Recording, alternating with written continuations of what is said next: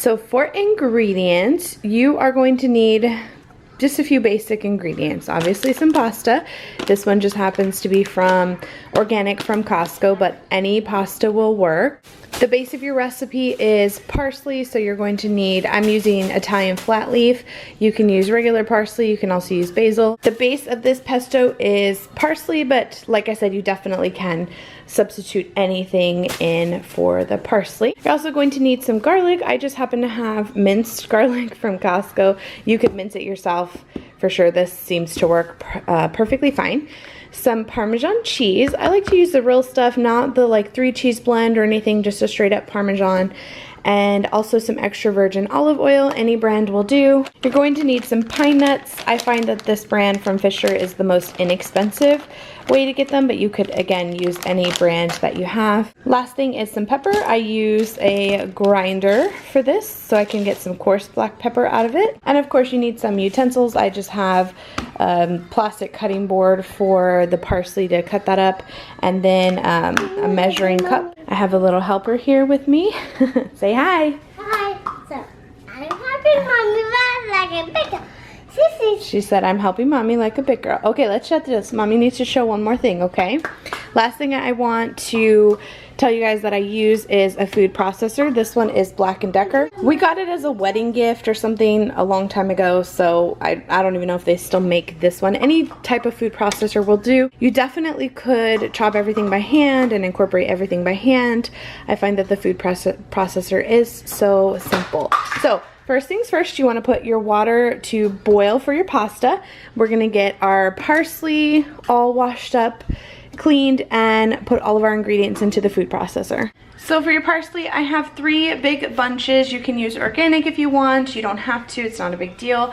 Pretty much what I'm aiming for is just to cut off the majority of the stems. Some of the stems are okay in there, but it kind of leaves it with a bitter taste if you're not careful. So the bulk of it, even if some parsley is in there, is fine to cut off. And then you have some stems, but like I said, they'll get, if you notice like large stems like that, again, just take them out. Not really a big deal. And I wash my parsley really good, so if you're not using organic, or even if you are, make sure you do wash it really well. So my little assistants, I have another one here in pajamas. This one has, well, Maddie, you guys know her. Maddie has my pine nuts, also known as pignoli nuts. Don't touch them, don't touch them. I am using a little less than half a cup. The recipe calls for 1/4 cup, but I'm using 3 large bunches of parsley. So again, you can kind of make it your own, but this is just how I like to do it. So, can mommy have the nuts, please? Whoops, thank you. Okay, we're gonna put the nuts in here. So for garlic, the recipe calls for 1 clove, cracked, crushed up, whatever. So I'm just gonna use about a tablespoon of garlic. I find that my family likes garlic, so it's really not a big deal. I'm just using the already minced one and putting it right in my food processor. And then lastly, for right now, I'm just going to stuff all of my parsley in there. Once your water is to a roaring boil, you're gonna toss your pasta in. And my pasta's set for 11 minutes, so I'm gonna let that cook to al dente and go from there. So pretty much you just wanna get it pulsed enough to where you get all of it kind of incorporated, and then you're going to blend it. So I'm gonna do this a couple more times and then blend it.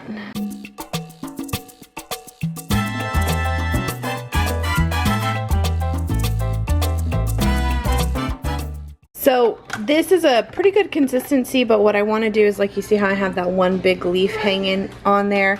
I want to take the lid off and just take a spatula and just push everything.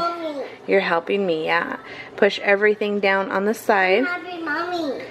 And that way I can blend it again and get it well incorporated. You want it to be a very pasty, like a thick paste. Okay, so I've processed it about 3 or 4 more times while scraping the sides. This is the consistency you want. It's gonna look kind of like cut up grass or like a grassy paste, and that's what you want. So once you've got to that consistency, if you have the type of food processor that has one of these removable things, you're going to stream in some olive oil. If you don't have one of these, then you're going to put some olive oil in and just let it slowly kind of incorporate it. The recipe calls for half a cup of extra virgin olive oil. You're going to use about half of that now and half of that later.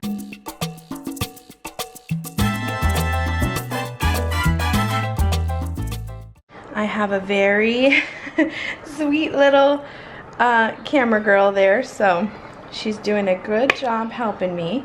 So what we're going to do now is take your paste.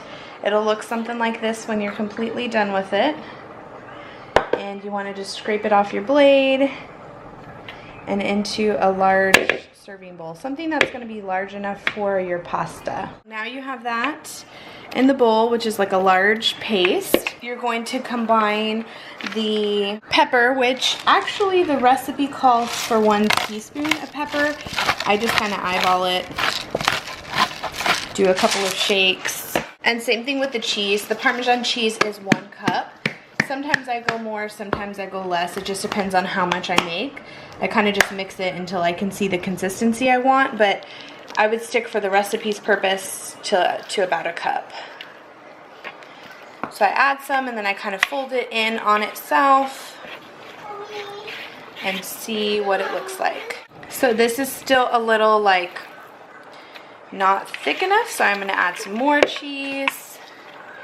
And again, I will have the recipe, the actual recipe, down in the bottom bar for you guys. Okay, so it's kind of hard to tell on camera, but I want it to be dry with cheese. Like, that's how I want the consistency to be, because I'm about to add the remainder of the extra virgin olive oil to make it kind of wet again. And I'm just letting my pasta drain out in the sink. You want that to be super dry. And I'm just going to fold this upon itself, just to incorporate that olive oil. Now that is a lot of pesto, so depending on how much your family likes it, you may want to kind of divvy this up for different meals. My family likes pesto a lot, so I'm just going to incorporate all my pasta in here and start to toss it. And then at this point you can kind of tell once you start to mix it, the hot pasta will heat up this pesto, and you can kind of tell if you need anything else. I've been making this exact recipe for so long that I can just eyeball it. For instance, if it needs, like, it looks a tiny bit dry, I may have to add some more olive oil. I can kind of tell that as I start mixing it and things like that. So as I said, my family likes pesto, so that all the excess pesto is not a big deal. You can make some garlic toast, garlic bread, cheese bread, spread this on top. It works great in all types of pasta, especially spaghetti. Has a really great flavor, even the girls like it, but it's always remained a staple favorite in my family. So I hope you guys enjoyed this really quick, simple recipe. Let me know in the comments down below if you've made pesto pasta and what kind of variations you've done to it. Maybe, you know, you could throw in some tomatoes, just different things. Let me know that in the comments down below. Hopefully you guys enjoyed, and we will see you in the next one.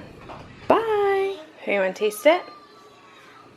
Yes, I want to taste it. How does it taste, Maddie? Good? Is it good? Mm-hmm. Mm-hmm. Good. Good? 2 thumbs up?